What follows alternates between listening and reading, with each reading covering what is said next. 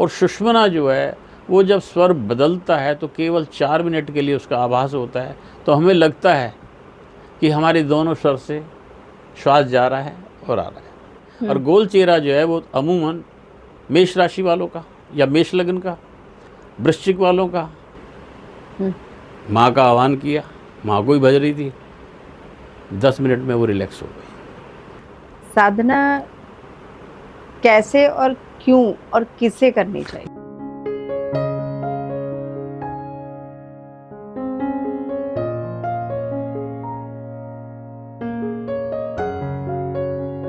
Welcome to the MJ show. Today we have our esteemed guest as Swami Dhyan Rahasya ji. Swami Dhyan Rahasya ji is a writer. He has written a book on Swar Vigyan. He is a Jyotish Acharya. He is Acharya from BHU and he has done many more things. He is from Giri Sampradaya. So we welcome Swami Dhyan Rahasya ji. Welcome to the MJ show. प्रणाम। स्वामी जी, आपकी स्वामी ध्यान रहस्य जी कैसे बने? बचपन से एक संस्कार रहे हैं परिवार के। ब्राह्मण कुल में जन्म हुआ तो घर के संस्कार थे, माताजी हमारी जो है भगवान कृष्ण को अपना भाई मानती थी।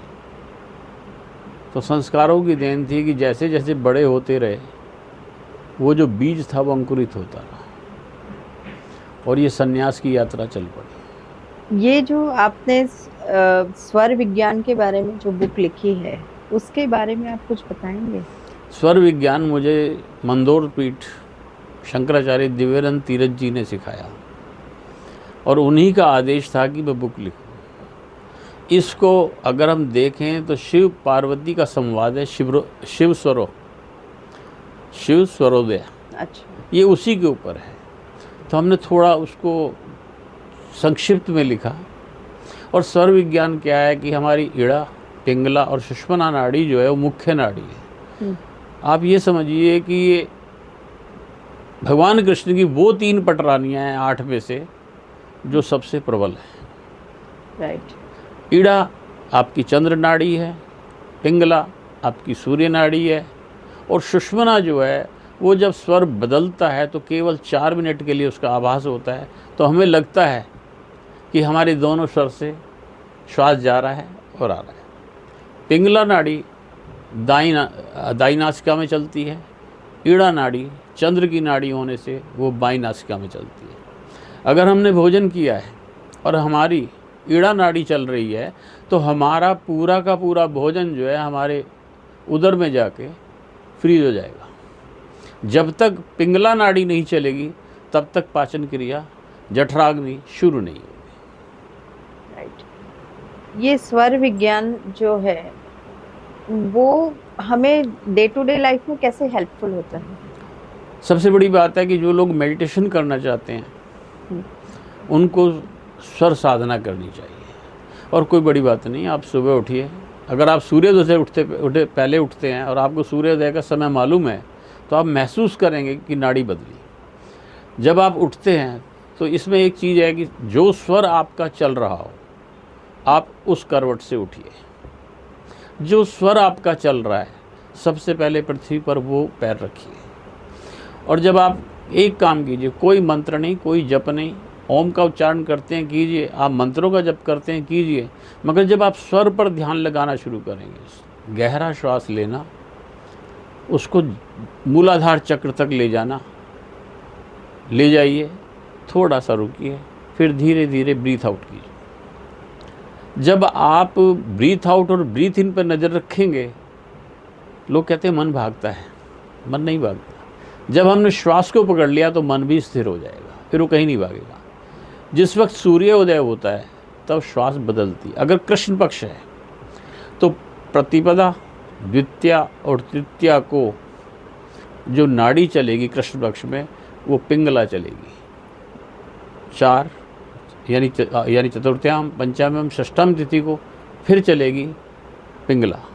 तो इसका एक रूटीन है। आप सुबह उठे, सूर्योदय नहीं हुआ है, सूर्योदय होता है और कृष्ण पक्ष है तो और जब पहली तिथि है, दूसरी तिथि है, तीसरी तिथि होगी तो आपकी सबसे पहले पिंगला नाड़ी आएगी। राइट।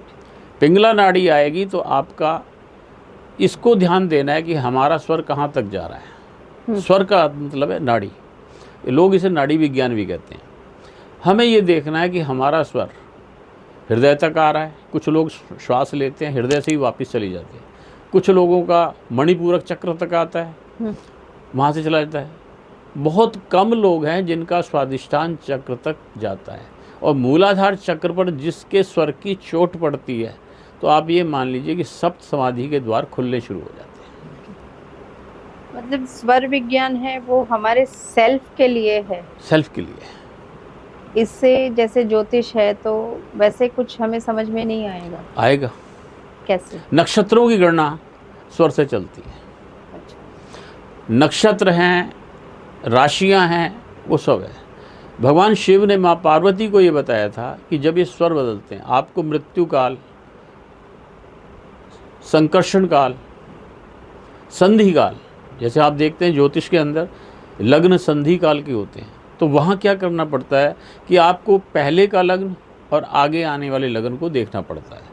अब मान लीजिए कि किसी का कन्या लग्न है और 26 डिग्री का है तो कस्प का लगन हो गया, क्योंकि 25 डिग्री से लेके 5 डिग्री के बीच में जो आएगा वो कस्प का लगन होगा। तो वहाँ हमें एक चीज़ सबसे ज़्यादा फाइनल करनी पड़ती है उस कुंडली को प्रेडिक्शन के लिए। वो व्यक्ति सामने मौजूद होना चाहिए, उसका जो बॉडी स्ट्रक्चर है, उसका जो फेस है, वो बताएगा कि वो कौन से असेंडेंट से बिलोंग करता है। राइट। उसके बाद उसकी आदतें। अब जैसे आप ही है, नाम आपका कुछ भी है, मगर आपका चेहरा गोल है और गोल चेहरा जो है वो अमूमन मेष राशि वालों का या मेष लग्न का, वृश्चिक वालों का, इसी तरह उनका है। अब मान लीजिए किसी का तुला लग्न है या तुला राशि है, लग्न को भूल जाते हैं, राशि प्रभाव डालती है। अगर किसी की तुला राशि है, सिंह लगन है, कंधे चौड़े होंगे उसके, मगर चेहरा जो है फोरहेड रेक्टेंगल में होगा और नीचे जो है कोन बनेगी। अच्छा। जैसे आप सॉफ्टवेयर लेते कोन बन जाती है, तो उनकी चिन्ह जो है नुकीली होगी। तो ज्योतिष में ये चीज़ें काम आती हैं। और फिर इन चीज़ों से जो स्वर विज्ञान को, स्वर को जान लेता है, सम्मोहन, मोहन, स्तंभन, वशीकरण, उच्चाटन, सारे कार्य किए जा सकते हैं। राइट। सम्मोहन, मोहन, वशीकरण और उच्चाटन। उच्चाटन, ये चार साथ में एक चीज और भी है, वो बताना नहीं चाहता, मारण भी हो सकता है। मारण भी हो सकता है। तो ये कैसे होता है? देखिए ये गुप्त विद्या है जो कि शिष्य को। मारण तो ठीक है, पर ये वशीकरण, उच्चाटन, ये कैसे होता है? उसका हम एक चीज़, मान लीजिए आप वशीकरण चाहते हैं, किसका चाहते हैं? पति का चाहते हैं, मैं आपको जरूर सिखाऊंगा। अच्छा। अगर आप पर पुरुष का चाहते हैं, मैं नहीं सिखाऊंगा। आपका बेटा है, नालायक है, आपके लिए उसका वशीकरण हो जाएगा। हाँ। और वो सम्मोहन क्या है? जैसे आप देखते हैं कि लोग जो है शक्तिपात करते हैं, राइट, अपना जो दृष्टि चलते हैं, उसमें हमें ये ध्यान रखना है कि किस दिन हमें करना चाहिए। अब जैसे आज शनिवार है, आज जितने क्रूर कर्म हैं वो किए जाएंगे। अच्छा। उच्चाटन करना है, मारण करना है, किसी को एक जगह से भगाना है, तो वो आज होगा। कोई एक एग्जाम्पल देंगे जिसको आपने भगा दिया हो? नहीं, मैं नाम के साथ नहीं, मैं किसी के लिए भी नहीं करता हूँ ये काम। हाँ। क्योंकि अगर मेरे पास कोई आता भी है तो मैं उसको एक सिंपल सा फार्मूला देता हूँ। रामायण की एक चपाई है कि जही के जही पर सत्य स्नेहु, सोते ही मिलऊ कछु नहीं संदो ना कछु संदेहु। ओके। तो स्वर से बहुत सारे काम होते हैं। स्वर से आपकी बीमारियां भी ठीक होती हैं। बीमारियां वो कैसे? स्वर, देखिए आपकी जो नाभि है, आप बेली कहते हैं, उस नाभि से 72,000 नाड़ियाँ निकलती हैं जो पूरे शरीर में जाती हैं। और आपकी जो नाड़ियाँ हैं अगर खोल दी जाएं पूरी, तो इस पृथ्वी को 7 बार लपेटा जा सकता है। और इसीलिए हमारे रक्त का जो संचार है वो 180 किलोमीटर प्रति सेकंड है।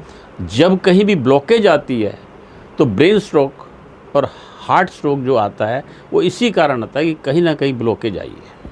अच्छा। स्वर विज्ञान से बहुत सारी चीज़ें जानी जाती हैं, क्या उससे इंसान का स्वभाव भी जाना जाता है? स्वभाव जानने के लिए आपको दूसरा मार्ग भी धरना, और वो मार्ग है साधना का। आप साधना करेंगे तो आपके पास टेलीपैथी आती है। अब जैसे लोग क्या करते हैं, कर्ण पिशाच नहीं करते हैं। हाँ। किसी जमाने में श्री नारायण दत्त माली जी होते थे, उन्होंने मुझे बताया कि साधना ऐसे होगी, पर वो अघोर की साधना थी। उसके बाद अगर हम उस विधि से करते हैं हाँ। तो ब्राह्मण होने के नाते हम गायत्री का जप भी नहीं कर सकते। अच्छा। क्योंकि 40 दिन जो है अपना मल, अपना मूत्र, और यक्षिणी जब आएगी तो वो अपना मल मूत्र भी खिलाएगी, तो एक ब्राह्मण के लिए उचित नहीं है। क्योंकि उसके बाद अब मैं वैदिक अनुष्ठान करता हूँ, अगर मैं उस विधि से, और फिर सबसे बड़ी बात है, कर्ण पिशाची को साधना क्यों है? हनुमान जी भी तो सब कुछ देते हैं, सही है। माँ भगवती भी सब कुछ देती है, भगवान शिव भी देते हैं, तो हमने उन मैली विद्याओं की तरफ क्यों जाना है? राइट। तो सबसे बड़ी बात है, मैं विद्या सिखाता हूँ पर एक बंद देता हूँ, आप किसी का बुरा नहीं करें। मेरे गुरु हैं थे, उन्हें मैंने मना किया, गुरुजी ये काम मत करो, क्योंकि अंत समय में जो ऐसे लोग होते हैं उनकी मृत्यु बड़ी भयानक होती है। राइट। उन्होंने, मेरी सलाह थी, गुरु को आदेश तो दे ही नहीं सकते। मैं चोले में आ चुका था, 8 साल बाद में मिला तो पता लगा 5 साल से पैरालाइज में पड़े हैं, उनकी बैक में बेड सोल हो गए हैं, मल मूत्र कोई साफ़ कर दे तो ठीक है। बेटा कोई था नहीं, भतीजा था, वो संभाल रहे थे। मैं उनके पास गया, मैंने उनके चरण छुए, लेटे में इसलिए मैंने उनके चरण नहीं छुआ, मतलब चारपाई का कोना छुआ, क्योंकि लेटा हुआ व्यक्ति अपना मृत्यु के समान होता है, मृतक होता है, तो लेटे हुए व्यक्ति के चरण नहीं छूने चाहिए। अब वो कहने लगे, जुबान में भी लकवा था, और उन्होंने एकदम पलटा मारा और मेरे पैर पकड़ लिए। थोड़ा सा बोल पाते थे, कहने लगे, मैंने कहा गुरु महाराज ये क्या है? मैं शिष्य हूँ आपका। कहले नहीं, तू गुरु है मेरा। कहले मेरी मुक्ति करा दो। राइट। मैंने कहा मुक्ति तो हो जाएगी, कोई समस्या नहीं, मैं अपने पुण्य आपको दे देता हूँ, आपका पाप कर्म मैं ले लेता हूँ। मैंने जल मंगवाया, गंगा जल मंगवाया, चावल दिए, संकल्प करो कि आपके जितने पाप कर्म शेष हैं वो मैं ले लूँ। हाँ। और मैं आपको पुण्य देता हूँ। अमावस्या की बात है, और मैं कहा गुरु महाराज जब आप जाएंगे मैं आ नहीं पाऊँगा, जबकि मेरठ और दिल्ली में कोई मुश्किल से 1 घंटे की दूरी है। राइट। 5वें नवरात्रे को मेरे पास फ़ोन आया, मैंने फ़ोन नहीं उठाया। 2 बजे फ्री हुआ था, 2 बजे मैंने जितनी मिस्ड कॉल हैं उसको देखा, तो उन्होंने कहा चाचा जी गुजर गए। मैं कहा बेटा जो कर्म है वो करो, क्योंकि मैं हनुमान जयंती से पहले कहीं बाहर नहीं जा सकता।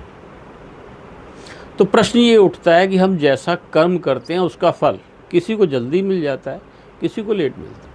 तो स्वर विज्ञान ये कहता है कि आप अपनी स्वर को जब पकड़ लेते हैं, अभी आप देखिए कि इस वक्त समय के अनुसार जो है ईड़ा नाड़ी चल रही है। देखिए आपकी बाई नाड़ी चल रही है, ये वाली चल रही है, आपकी पिंगला चल रही है। हाँ। समझे? ये जो डिसबैलेंस होता है, ये 72,000 नाड़ियाँ। अब सबसे प्रश्न आता है कि नाड़ी और स्वर है क्या? भगवान कृष्ण की 16,108 रानियाँ जो थी वो वास्तविक तो थी या नहीं थी भगवान मालिक है, पर उसका अध्यात्म में बड़ा गूढ़ विषय है। 8 पट रानियाँ, पीड़ा, ईड़ा, पिंगला, सुषमना, और 5 और हैं, और 5 के बाद फिर उनके उपप्राण हैं, तो 8 वो हो गई, और हमारे शरीर में 16,100 नाड़ी हैं। राइट। ये है कृष्ण का योग, ये है कृष्ण की रानियाँ। ओके। मतलब 16,000 हम बोलते हैं फिजिकली, पर एक्चुअली ये है। इसी प्रकार वो कहते हैं गोपियाँ, गोपियाँ स्नान कर रही थी, भगवान कृष्ण जो है उनके वस्त्र लेके चले गए। भगवान कृष्ण कोई छिछोरे नहीं थे, अच्छा, बाल्यकाल में भी नहीं थे। अब आता है कि वो 20 गोपियाँ कौन थी? हाँ। हमारी 10 इंद्रियाँ, हमारी 2 आँखें, 2 नाक, 2 कान, जिह्वा, मलमूत्र द्वार और सहस्रार, ये 10 हो गए। 5 मनेंद्रियाँ और 5 गणेंद्रियाँ, 20 हो गई। आँखों ने अच्छा देखना छोड़ दिया, कानों ने बुरा सुनना शुरू कर दिया, जिह्वा बोलती नहीं, आँखों ने बुरा ही देखा, वासना ही देखी, सुंदरता नहीं देखी। राइट। ज्ञानेंद्रियाँ भ्रष्ट हो गई। तो भगवान कृष्ण ने क्या किया कि जो सप्त चक्र हैं, हाँ। मूलाधार, स्वादिष्ठान, मणिपूरक, अनाहत, स्वादिष्ठान, आज्ञा चक्र और सहस्रार, योग से इनके जो है ना वस्त्र हर लिए। ओके। अब आंखों को देखना चाह रही, तड़प रही हैं, नहीं मिल रही, कुछ नहीं मिल रहा। जीविया बोलना चाहती है, नहीं मिल रही। तो वो भगवान कृष्ण की 20 गोपियाँ ये हैं। इसी शरीर के अंदर कृष्ण का पूरा योग मौजूद है। सप्त सागर, सप्त मेरु, सप्त पर्वत, महेंद्र पर्वत इस शरीर के अंदर ही है। अच्छा। वो जो समुद्र मंथन हुआ, वो समुद्र मंथन इस उदर का हुआ था। इसी में जहर है, इसी में अमृत है। ओके। वो कच्छप कहाँ है? मूलाधार चक्र, यानी गुदा और यानी आप समझिए कि रिप्रोडक्टिव पार्ट के बीच में जो जगह है, आप देखेंगे, महसूस करेंगे, वहाँ पे एक हल्की सी लाइन पड़ती है। हाँ। वो मूलाधार चक्र है, जहाँ पर नागिन की तरह वो कुंडलनी मार के बैठी हुई है। अच्छा। जब वो जागृत होती है तो वो स्पाइन कोड से होती हुई सहस्रार तक आती है। हाँ। तो जब सहस्रार तक आती है तो सब समाधि के द्वार खुल जाते हैं। ओके। तो ये स्वर विज्ञान के माध्यम से ही हो सकता है। ओके। अभी थोड़ी देर पहले आपने कहा था कि साधना मार्ग, ये साधना क्या है? देखिए, साधना मार्ग में एक तो कर्म योग है, एक भक्ति योग है, एक हठ योग है, एक बाल हठ योग है। कर्म योग में आप कर्म करते जाइए, यही आपकी साधना है। आपने किसी का बुरा नहीं किया, अपने कर्म को ईमानदारी से किया, तो ये कर्म योग साधना हो गया। Right. भक्ति योग, आप सुबह शाम भगवान का सुमिरन करते हैं। एक हठ योग आ गया, अब मुझे चाहिए, किस्मत में नहीं है, तो फिर हम कांटों पे लेट के अपना तुझे याद करेंगे। Right. अग्नि जला के तुझे याद करेंगे। मतलब हठ योग लगा लिया कि जब तक तू नहीं मिलेगा हम करते रहेंगे। राइट। जिद। और एक बालहट। बालहट क्या होता है? बालक जो है जब अबोध, सरल और सहज होता है ना, तो माँ को तो हर हालत में आना ही पड़ता है। ओके। तो साधना के मार्ग हैं। और सबसे बड़ी बात है कि साधना में अगर आपको साधना करते हुए साधन मिल जाए तो बहुत अच्छी बात है, मगर साधना साधन की वजह से रुक जाए वो गलत है। अब ठंड का मौसम है, अब यहाँ मान लीजिए गर्मी का मौसम है, एसी चल रहा है और आप साधना कर रहे हैं तो अति उत्तम है, मगर एसी ना चले और आपकी साधना ना हो तो वो गलत है। अच्छा। साधना कैसे और क्यों और किससे करनी चाहिए? देखिए, साधना का मार्ग जो है अपने इष्ट से प्रेम का मार्ग है। 40 दिन हम पूरी ज़िंदगी लगा दें, हम अपने बेटे को, अपने पति को अपने वश में नहीं कर सकते। राइट। तो ईश्वर को कैसे अपने बस में करेंगे? एक ही कारण है, राम सिया में सब जग जानी, करऊँ प्रणाम जोरी जुग पानी। प्रेम से ईश्वर वश में होते हैं। राइट। भक्ति की प्रकाष्ठा बहुत होने की, मगर प्रेम की प्रकाष्ठा मीरा थी, जो कि मतलब सह शरीर जो है द्वारकाधीश में समा गई। साधना का अर्थ है कि एक निश्चित समय, संयम, निश्चित स्थान, निश्चित आसन पर बैठकर उस प्रभु को याद करना, प्रेम करना। और साधनाएं जो हैं वो 7 दिन, 11 दिन, 21 दिन, 31 दिन, 27 दिन और 40 दिन चलती है। पर एक साधना ऐसी है जो भैरव जी की साधना होती है, पूरे 1 साल में सफल होती है। और साधना में आदमी को मनसा वाचा कर्मणा पूर्ण रूप से सात्विक होना पड़ता है। राइट। उसके बाद जैसे मर्जी आप चाहो रहो। और जब प्रेम हो जाएगा अपने इष्ट से, लोग कहते हैं सिद्धि कर ली, कोई ईश्वर को सिद्ध नहीं कर सकता, प्रेम कर सकता है। आप जब याद करोगे वो आपके सहयोग के लिए आ जाएगा, और वो भी गलत काम में आपका साथ नहीं देगा। जैसे आप हैं, आपका छोटा बच्चा है, वो कहे मुझे असली गन चाहिए, आप कभी नहीं देंगे। भाई ठीक है, खिलौना ले लो, क्योंकि तुम इस काबिल नहीं हो कि तुम्हें गन दिलाई जाए। तो वही हाल प्रभु का है। और प्रभु का भक्त जो है कभी मांगता नहीं है, वो कहता है जो तेरी इच्छा वो मेरी इच्छा। मुझे बहुत अच्छा है, यानी कि अग्रवाल जी ने अभी भजन गाया है शुक्रियाना का, दाता तूने मुझे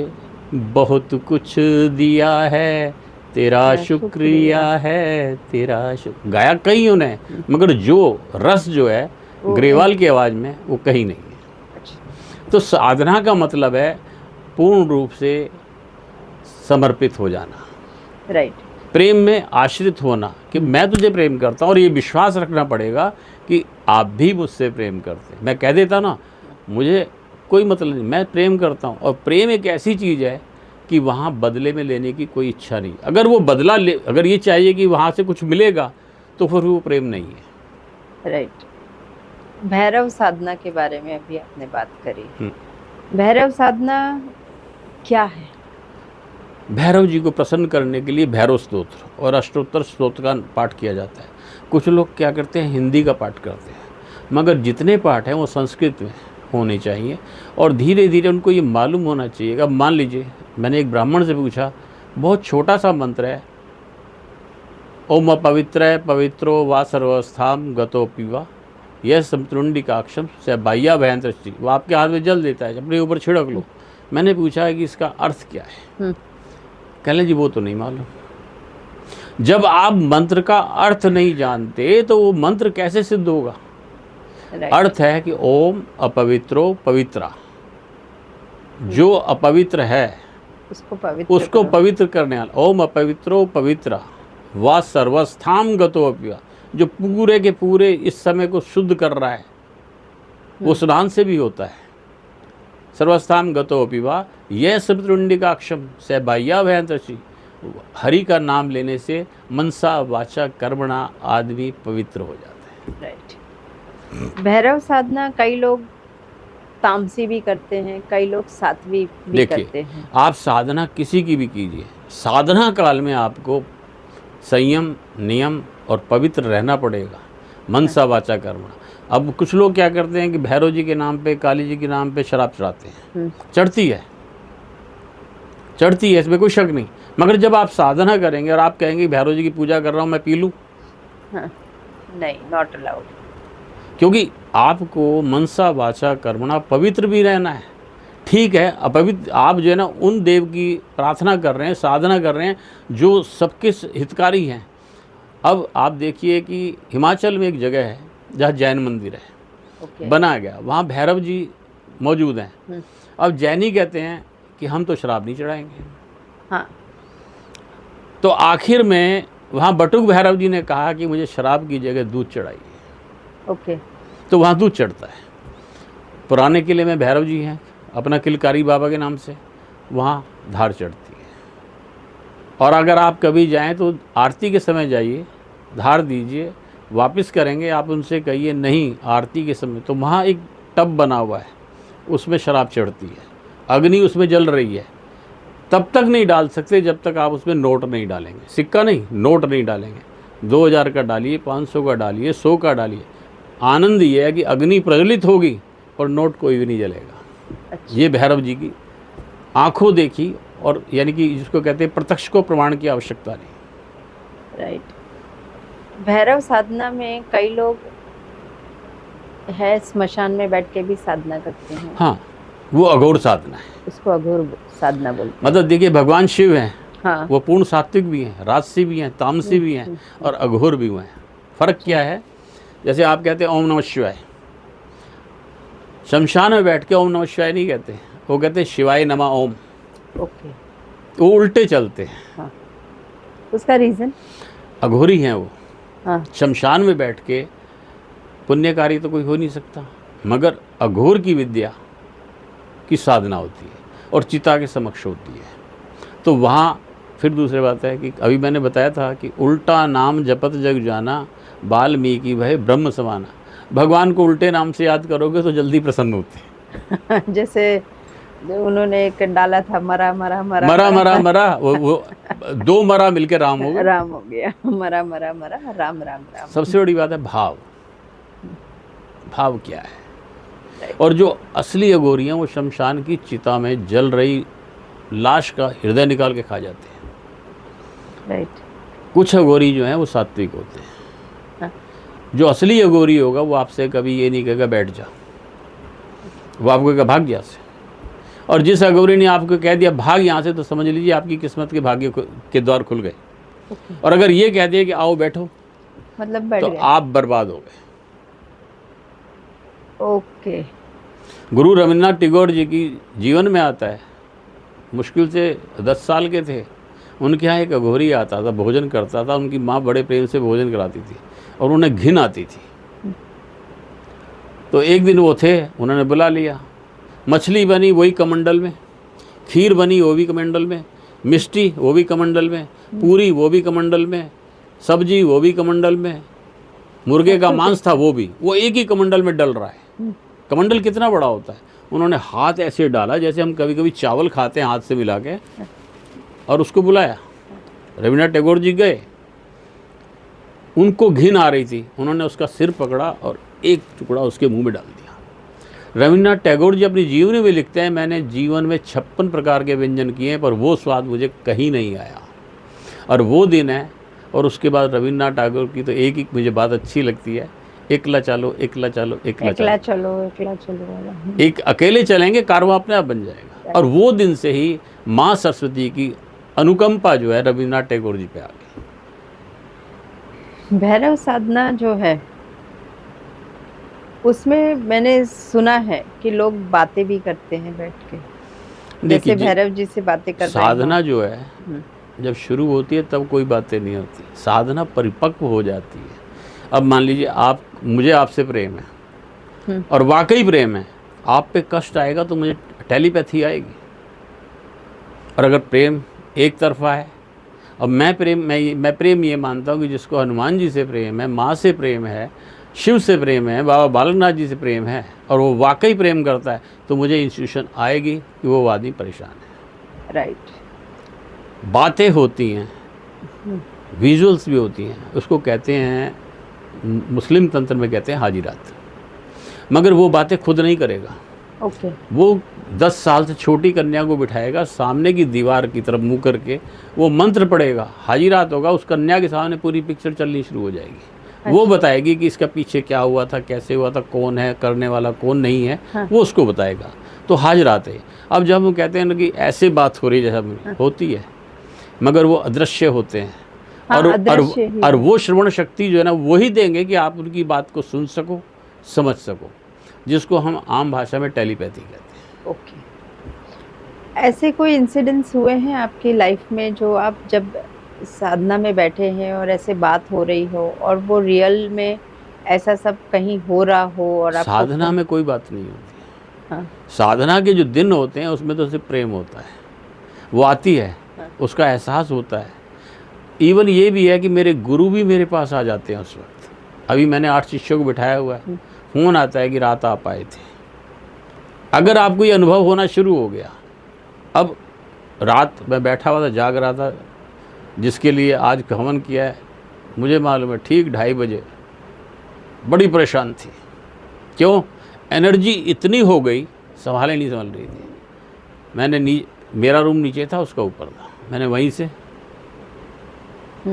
माँ का आह्वान किया, माँ को ही बज रही थी, 10 मिनट में वो रिलैक्स हो गई। तो साधना के बाद जब जितना प्रेम बढ़ता जाएगा, आज मान लीजिए आपने किसी बच्चे की शादी की है और 2 दिन बाद आपको हो कि मुझे बालक को अपना गोद में खिलाना, तो वो संभव नहीं है, वो तो अपने समय पर ही होगा। और ये है सारा खेल प्रेम का।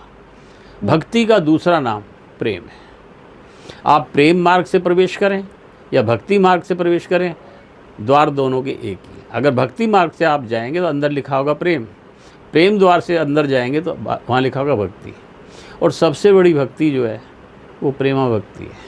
ज्ञान भक्ति में अहंकार हो जाता है। राइट। और अहंकार जहाँ हो गया, वहाँ साधना फिर धीरे धीरे धीरे खंडित होने लगती है। क्योंकि अगर ये बात आ गई कि एको हम द्वितीयो नास्ति न भूतो न भविष्यति आहम सर्व खलविदम परम ब्रह्म, रावण ने आधा कहा था कि एक को हम द्वितीयो नास्ति न भूतो न भविष्यति, अहंकार था, इसलिए अहंकार समाप्त हो गया। योगीराज कृष्ण ने कहा एक को हम द्वितीयो नास्ति न भूतो न भविष्यति आहम सर्व खलविदम परम ब्रह्म। तो अर्जुन से कह दिया तू कुछ नहीं कर रहा, तो अपना कर्तव्य पूरा कर, किसको बचाना है किसको मारना है वो तो मैं करूँगा। अच्छा। तो ये उद्घोषणा सिर्फ कृष्ण ने की है, क्योंकि कृष्ण जो है 16 कला संपूर्ण अवतार थे, 16,108 नाड़ियाँ उनके वश में थी। और जब वश में होती है तो असली योगी वही होता है। कोई ऐसे एक्सपीरियंसेस आप शेयर करना चाहेंगे हमारे साथ जो आपको साधना में या? बिल्कुल, एक शेयर करना चाहूँगा। मैं हनुमान जी की साधना के लिए मुझे बिठाया गया था और बिठाने वाले मेरे गुरु मुसलमान थे। ओके। उन्होंने कहा कि आप नमक नहीं खाएंगे 40 दिन। 9 दिन हो गए, मेरा शरीर बैठता जा रहा है, रात को पूजा करने के लिए बैठता था, ठीक रहता था, सुबह तक ठीक रहता। सुबह मुझ में उठने की हिम्मत नहीं होती थी। एक बार डॉक्टर को दिखाया, उसने कहा जी आपका बीपी जो है लो होता जा रहा है। हमने अपने गुरु महाराज से कहा, कहले 9 दिन झेल गया। मैं कहा हाँ। आपने झिलवा दिया, आपने सहन शक्ति दे दी, हो गया। हाँ। कहले अब एक काम करो, देसी टमाटर कच्चे लाओ, मिर्च हल्दी डाल के, जीरा डाल के खा लो, उसकी चटनी बना लो। अब जो कच्चा टमाटर है उसमें जो खटास आती है वो नमक का काम कर जाती है। ओके। तो उसके बाद मुझे 40 दिन नमक नहीं खाया, ये एहसास ही नहीं हुआ, मेरा शुगर भी डाउन नहीं हुआ। और फिर उसमें ये है कि जब अंतिम 5-7 दिन रह जाते हैं तो जिस प्रभु को हम याद कर रहे हैं वो हमारी परीक्षा लेने के भेजते हैं। आपके सामने जो है ना सर्व रूप में आ सकते हैं, राक्षस रूप में आ सकते हैं। और फिर मेरे जीवन का ये है कि जब साधना पूर्ण हो गई, मैं सिगरेट बहुत पीता था। एक दिन में 25 डिब्बी सिगरेट में पी जाता था। अच्छा। कार्टन एडवांस में आता था। वर्षों गुजर गए, एक दिन पूजा में बैठा, ब्राह्मण के वेश में आ गए, कहले सिगरेट दे दे। कोई जवाब नहीं दिया। मैं सिगरेट दे दे, कोई जवाब नहीं दिया। कहले सिगरेट देता है या गदा उठाऊं? मैं कहा महाराज सम्मुख आ जाओ, कौन हो, अब मुझे दर्शन दो। अब देखा तो हनुमान जी बैठे हुए हैं। मैंने कहा महाराज छोड़ दी। अब प्रश्न ये उठता है कि 1 डिब्बी लास्ट थी उस दिन की और 25 का एक कार्टन आया हुआ था। मैं कहा दूं किसको? कहने लगे जब तू उठेगा सिगरेट पीने वाला आएगा। उस जगह मैं 10 साल से रह रहा हूँ। चौकीदार आता है, राम राम करता है, सब कुछ है। मगर उस रात जैसे मैं वॉशरूम से बाहर आया, वॉश बेसिन पे हाथ धो रहा था, चौकीदार कहने लगा बाबूजी राम राम, एक सिगरेट पिला दो। मैंने पूरा कार्टन उठाया, वो डिब्बी थी वो भी दी। मैं कहा जा ले जा। कोई हफ्ते बाद फिर आया बाबूजी एक सिगरेट पिला दो। मैं भैया सिगरेट पिलाने वाले चले गए। तो ये जीवन के अनुभव जो हैं वो तभी होते हैं जब आप साधना में प्रेम पूर्ण होते हैं। कई लोगों को साधना के बाद means day to day life में भी बहुत सारी अनुभूतियाँ होती हैं। बिल्कुल होती है।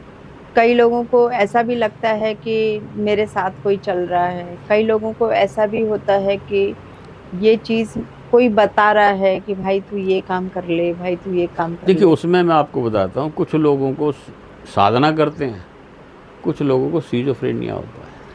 स्किज़ोफ्रेनिया एक अलग सी चीज़ है, वो और वो मेंटल सबसे बड़ी बीमारी बात जो मैं है। बताता हूँ, राहु जो है उनकी ज़िंदगी में भ्रम पैदा कर रहा होता है। राहु धुआं है। हाँ। तो वो आदमी धुएं में रहता है, उसे समझ नहीं आता कि कौन क्या कह रहा है, कौन नहीं कह रहा है। वो उसके लिए जो है ना साधना में प्रेम होना आवश्यक है। जैसे अनुभूतियाँ होती है ना, हाँ। हमें कई बार ऐसा लगता है, कई बार आप सोते हैं, आपने गलती से अपने हाथ अपने सीने पर रख लिए दोनों, आप घबरा के उठेंगे, आप कहेंगे मेरे मैं तो रात को दब गई, कोई नहीं था। आपके दोनों हाथों का प्रेशर जो है वो आपका हार्ट नहीं ले रहा था, इसलिए आपको ये महसूस हुआ। और कई ऐसे आते हैं जिनको ये होता है कि कुछ ऊपर का किया हुआ है। अच्छा। 10% केसेस में ऊपर का किया हुआ होता है, 90% में सिर्फ राहु ने उनको भ्रमित किया हुआ होता है। ओके। ऊपर का किया है वो हमें कैसे पता चलता है? मैं आपको बहुत सिंपल बता देता हूँ। उस व्यक्ति के हाथ को लीजिए और सूंघिए इस तरह। अगर उसमें से कोई स्मेल आ रही है, एक अजीब सी स्मेल आएगी, तो समझ लीजिए ऊपर का किया हुआ है। हाँ। दूसरा तरीका है, उस व्यक्ति के कान के पीछे ऐसे उंगली रखिए और मलिए, सूंघिए। जिसके ऊपर किया हुआ होगा वो स्मेल बताएगी अच्छी स्मेल है या बुरी स्मेल है। हर आदमी के अंदर एक अपनी स्मेल है। अच्छा। बच्चा पैदा होता है ना, वो माँ की स्मेल सूंघ लेता है, तो सुबह शाम उसको माँ चाहिए। हाँ। रात्रि में भी उसको माँ चाहिए, क्योंकि वो उसको उस स्मेल से जुड़ गया। अच्छा। दूसरी बात, वो नाल से जुड़ा हुआ होता है। हिंदुस्तान में तो ये है कि बच्चा पैदा हुआ एकदम नाल काट जाते हैं। आप फ्रांस वगैरह में और जापान में एक प्रक्रिया है, स्त्री लेटी हुई है, बेबी डिलीवर हो गया, नाल नहीं काटेंगे, उसको सीधा उसके ब्रेस्ट पे लिटा दिया जाता है। हाँ। 15 मिनट 20 मिनट, तो उसको अंदर जो प्रेम मिल रहा था वो उसको बाहर से प्रेम मिलता है, वो एनर्जी बाहर की महसूस करता है। आधे घंटे बाद उसकी नाल काटते हैं और फिर उसको माँ के ऊपर छोड़ देते हैं। ओके। तो उससे क्या होता है, देखिए आज के टाइम में जो है ना रेप हो रहे हैं, क्यों हो रहे हैं? क्योंकि हकीकत ये है कि ये संतानें प्रेम की है ही नहीं, ये वासना की संतानें हैं। ओके। अगर प्रेम की संतान होगी तो उच्च संस्कारित होगी, अच्छी बनेगी, माँ की, बहन की, बेटी की इज्जत करेगी। और कुछ हमारे समाज में है कि हम अपने बेटों को ज़्यादा प्रेफरेंस देते हैं और बेटियों को प्रेफरेंस नहीं देते। तो ये चीज़ हमें समझनी पड़ेगी। साधना करते वक्त लोग कंसंट्रेट नहीं कर पाते हैं। हाँ, मेडिटेशन करते वक्त भी कंसंट्रेट नहीं कर वो पाते इसलिए हैं। नहीं कर पाते कि वो स्वर को पकड़ना ही नहीं जानते। हम्म, अभी आप एक मंत्र है, मान लीजिए आप रोज करते हैं, मन कभी लंदन में होता है, मन कभी हिमालय पे होता है, मन कभी पति के पास होता है, मन कभी बेटी के पास होता है। मन का क्या है, मन तो दादी के पास भी जा सकता है। सही मगर है। क्या है, जब आप स्वर को पकड़ेंगे, हाँ, अगर आपने स्वर पर ध्यान लगा दिया, आप मंत्र जाप भी करना भूल जाएंगे। मन की तो कुछ भी नहीं है। अच्छा, मन को कभी पकड़ो मत। मन को जितना पकड़ोगे वो उतना भागेगा। अब आपके घर में, आपने उम्र हो गई आपकी, छोटे बच्चे होंगे, वो आग की तरफ जा रहे हैं, आप जितना रोकते थे वो वहीं जाते थे। हाँ, हमारा एक नियम बनता है, हम कहते जा, तेरे को तपिश लगेगी, तू पलटेगा और तू संभल नहीं पाएगा, तो हम पीछे से एक बार तेरे को संभाल लेंगे। और जब उसको वो तपन महसूस हो गई तो दोबारा वो बच्चा उस तरफ कहीं नहीं जाएगा। राइट। आपने स्वर विज्ञान में और वैसे एज ए ज्योतिष भी बहुत सारे लोगों को बहुत सारी अच्छी अच्छी रेमेडीज भी दी हैं बहुत बार। आप हमारे दर्शकों को रेमेडीज देखिए, मैं एक चीज़ बताता हूँ, रेमेडीज़ देने वाले कॉन्फ्रेंसेस में आते हैं, रेमेडी दे के चले जाते हैं। अब कहा कि आप बंदरों को गुड़ खिलाइए, भला हो जाएगा, बंदरों को गुड़ खिलाओगे अच्छा है। मगर प्रश्न ये आता है कि हर व्यक्ति के लिए तो बंदर काम नहीं करेगा ना। अब जिसका कर्जा शनि की वजह से चढ़ा है, उसको अपना बंदर को गुड़ खिलाने से क्या होगा? जिसके राह में, जिसकी संस्कृति में, जिसके बिजनेस में लॉस हो रहा है, वो रीज़न अलग है। और फिर सबसे बड़ी बात है, एक रेमेडी, मान लीजिए मैंने आपको आज एक गोली दी, मैंने कहा आप नॉर्मल पानी से ले लो, ठंडा पानी से ले लो, काम कर गई। दोबारा आपको दोबारा वो परेशानी हुई 6 महीने बाद, आपको दवाई पता है, लिख के दी हुई है, ये भी पता है कि कैसे लेनी है, आपने फिर ठंडे पानी से ले ली, आप ठीक होने की जगह और ख़राब हो जाते। रीज़न समय, अच्छा, देश, काल, परिस्थिति। भाई अभी गर्मी है, ठंडे पानी से बोली है, सर्दियों में ठंडा पानी पियोगे तो बीमारी ठीक होने की जगह बढ़ जाएगी। Right right. तो देश काल है, आपातकाल है, परिस्थिति। तो इस चीज़ का ध्यान रखना पड़ता है। रेमेडीज बहुत हैं, मगर एक रेमेडी कहाँ सभी किसको को लागू देनी? नहीं होती सबको है। लागू नहीं होती। एक इंडिविजुअल टू इंडिविजुअल वो आपको डायग्नोज कर, देखिए ज्योतिषी है, अमूमन ज्योतिषी डायग्नोज नहीं कर पाते कि कुंडली में, जैसे एक डॉक्टर है, उनको वो डायग्नोज नहीं करते। आप एक्सरे करा लीजिए, आप MRI कराइए, और फिर भी मिला कुछ तो ठीक, नहीं मिला तो भाई अपना राइट। इनकम तो हो ही गई। तो वही हाल ज्योतिषियों का हो गया, वो डायग्नोज ही नहीं कर पाते कुंडली में क्या दोष है, कुंडली क्या बोलती है। अभी देखिए, एक केस आया मेरे पास, न्यूजीलैंड में बच्चा था, मेलबोर्न में। उसकी माँ आई, कह लें शादी नहीं हो रही उसकी। मैं कहा शादी तो हो रही है 1 महीने में। मगर उससे पहले क्या, जब उन्होंने लिखवाया, जन्म डेट लिखाई, प्लेस ऑफ बर्थ लिखाया, तो वो आया दिल्ली, कुंडली मूक हो गई, कुंडली कुछ नहीं बोली। हाँ, 2 दिन गुजर गए, तीसरे दिन फ़ोन आया, मैं कहा 2 दिन और दो। मेरे शिष्य हैं अश्वनी पवार जी, बहुत अच्छे शिष्य हैं, मेरे ब्रदर इन लॉ भी लगते हैं एक तरह से, अपना गुरु माँ को बहन भी बोलते हैं, हम बिल्कुल दोस्तों की तरह हैं। मैंने उससे कहा कुंडली बोलनी, कह ले ये लड़का रहता कहाँ है? मैं कहा मेलबोर्न में। कह ले पूछो, ये लड़का 10 साल से ऊपर वहीं से होगा। पूछा, तभी कुंडली मुख हो जाती है। कह ले 15 साल। कह लगे अब एक काम करो, मेलबोर्न से इसकी कुंडली बना लो। मेलबोर्न से कुंडली बनाइए, कुंडली बोलनी शुरू हो गई। कह ले 34 साल उम्र होगी, शादी नहीं। मैं कहा 1 महीने में सब कुछ हो रहा है, लड़का आपका आ रहा है। कह ले अभी तो कोई प्लान नहीं। मेरे से बात ही कर रहे हैं कि फ़ोन आ गया कि मामा मेरे दांतों में अपना प्रॉब्लम है, मैं दांत ठीक करवाने के लिए आ रहा हूँ। मैंने कहा अभी आ रहा है, पर जाएगा 2 साल बाद, 3 साल बाद। यानी कि आप मानिए 20 में आया था, 23 में गया है।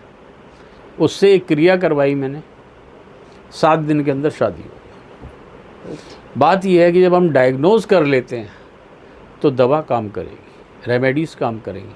और जब डायग्नोज ही नहीं है, फिर तो ये है कि भई तू ये कर ले, तू ये कर ले, तू ऐसा कर ले। फिर जब नहीं होता तो ऐसे ब्राह्मण जो है ना बाकी देवज्ञों का जो मान है वो कम कर देते। जाते जाते कोई संदेश, कोई टिप देना चाहेंगे? एक टिप देता हूँ। लोग कहते हैं 9 ग्रह परेशान करते हैं। 9 ग्रह की परेशानी से मुक्ति का एक मंत्र है, यहाँ तो रिकॉर्ड हो रहा है, लोग रिपीट करके भी सुन लेंगे। ओम नमस्ते भगवते पार्श्व चंद्राधरे पद्मावती सहिताय मे अभीष्ट सिद्धि भक्षम्य स्वाहा हिल हिली मातंगनी स्वाहा स्वामी प्रसादे कुरु कुरु स्वाहा। एक बार फिर बोलता हूँ। ओम नमस्ते भगवते पार्श्व चंद्राधरेन्द्र पद्मावती सहिताय मे अभीष्ट सिद्धि दुष्ट ग्रह भस्म भक्षम्य स्वाहा स्वामी प्रसादे कुरु कुरु स्वाहा हिल हिली मातंगनी स्वाहा स्वामी प्रसादे कुरु कुरु स्वाहा। सभी मित्रों को मेरा प्रणाम। थैंक यू, आपने अपना कीमती समय हमें दिया, उसके लिए थैंक यू सो मच। आभार। अहोभाव कल्याणमस्तु। सर्वे भवन्तु सुखिनः सर्वे सन्तु निरामया सर्वे भद्राणि पश्यन्तु माँ कश्चित् दुःख भाग् भवेत्।